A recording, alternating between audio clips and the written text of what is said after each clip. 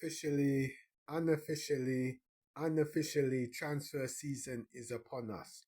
Berta and Mikel Arteta are formulating a plan of action. I'm sure the January window that has just closed, there was there was no activity, but I'm sure behind the scenes they've been rewriting the agreements for players to come in.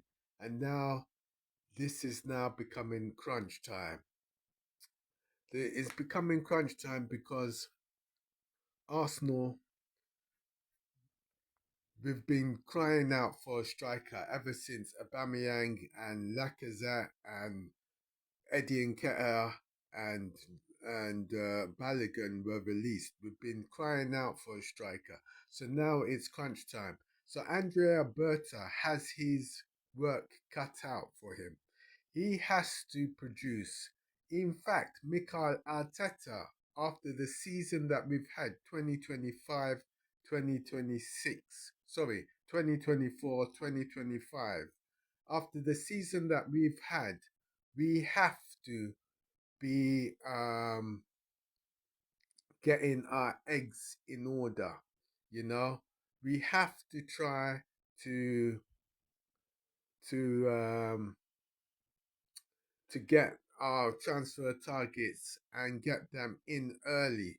So behind the scenes, we know there's all this talk about Gyökeres signing for the club, and maybe there is a deep sense that he is willing to come to the club, but they need to do more than Gyökeres. They need to do more than Martin Zubimendi.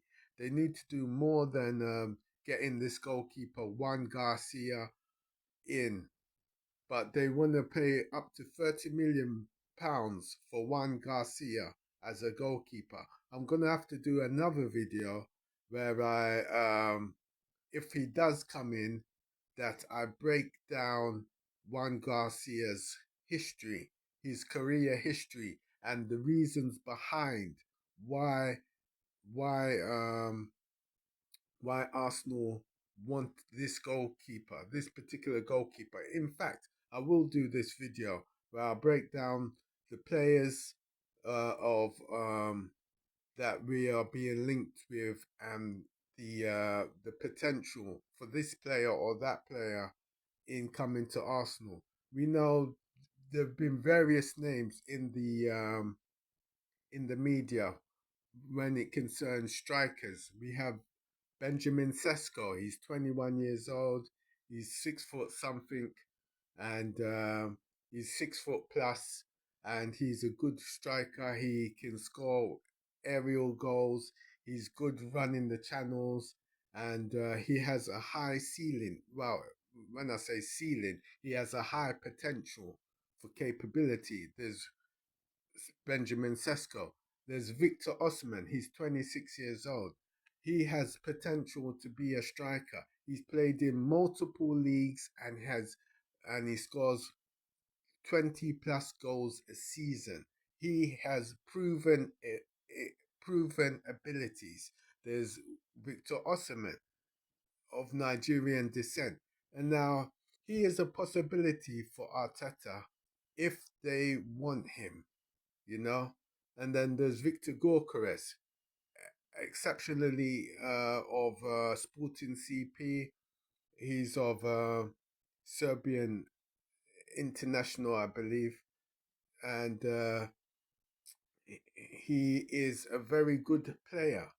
So, you know, we are being linked with various players all the time as a big club. And even the January window that just passed, we were being linked with players, all these various players, or maybe a lone player, maybe another player. And yet, in the January transfer window, we never got any. So that points to the summer transfer window of last season wasn't good enough.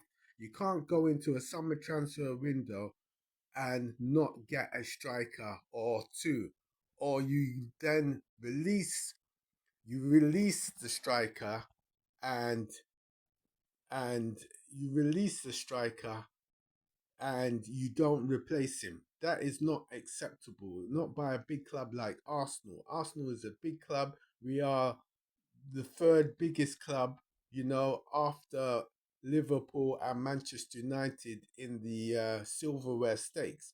And my other video, I was saying about if they can get this right, going forward for the next 7 years, we can attack the Premier League and be and try to dominate the Premier League. And if we can dominate the Premier League, then that will be a good statistic, and not just good statistic, but also get us back to being joint leaders in the Premier League, because we are not joint leaders at all. We've won the Premier League. Arsenal have won the Premier League 13 times, whereas Liverpool and Manchester United have won it 20 times. So there's the gap. There's the difference. And we have to try to get ourselves up in that echelon of that stratosphere of winning the Premier League so many times. So it's a slow process, but an eighth place finish, a fifth place finish, an eighth place finish, a second place finish, a second place finish, and now it looks like it could be a second place finish, or it could even be something worse. If we do not win this game against Newcastle, it could be worse than the second place finish. So it's imperative that we